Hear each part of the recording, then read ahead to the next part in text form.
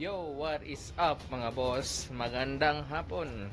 For today's vlog, try natin i-review yung 76mm na bore ng KLX. So, bali, nasa 274cc na.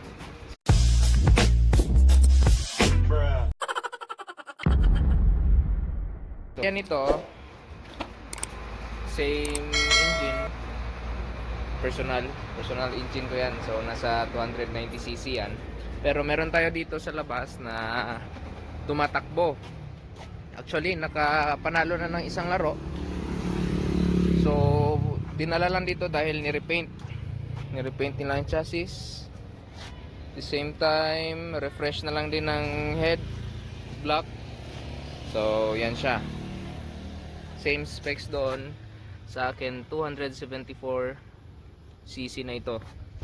So subukan natin kung ano ba talaga kalakas ang 274cc na specs. Actually anlipiga din ito siya. Pwede din daily. Actually hindi ko nilabas lahat ng power nitong unit na to kasi ginagamit pang service sa bukid. Pwede na! Ayan, ginagamit sa service sa farm niya. So dala racing na rin pag may time. So okay, subukan natin, gamitin natin to. Alright, siya nga pala mga boss.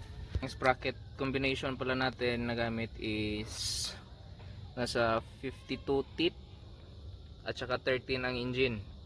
So wala tayong chain guide kaya hindi muna natin ilabas yung, wag muna natin patakbuhin ng malakas kasi madadamage yun pag tumalon itong tumalon itong kadina, itong kawawa. So subukan lang natin, pitik lang, i-feel natin yung power nya, at the same time malalaman natin yan. Alright, okay, start natin ng engine. So actually naka BRT na tayo na starter. So easy start lang to siya. Hindi naman masyado mataas ang compression para kasi ginagamit naman to sa daily. Ayan.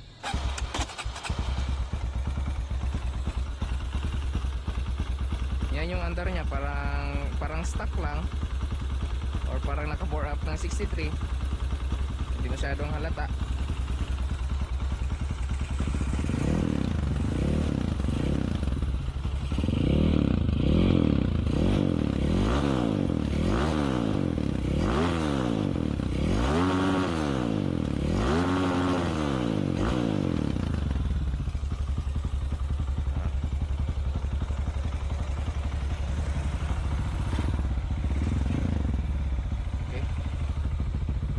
Hintayin muna natin mag-clear yung daanan. So first gear. Boy.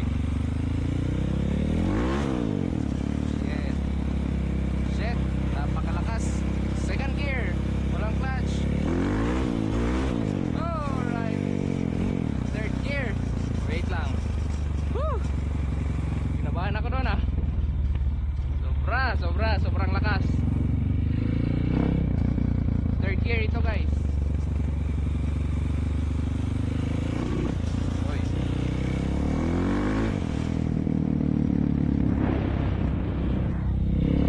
Fourth gear na. Grabe. Parang kinabahan ako doon Hindi ko na kaya.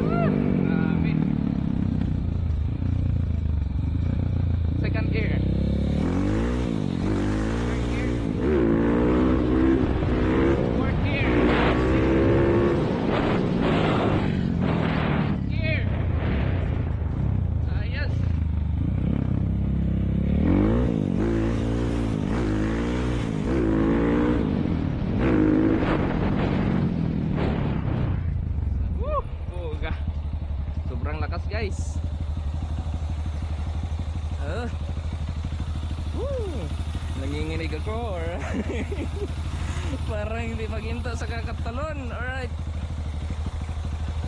Ah.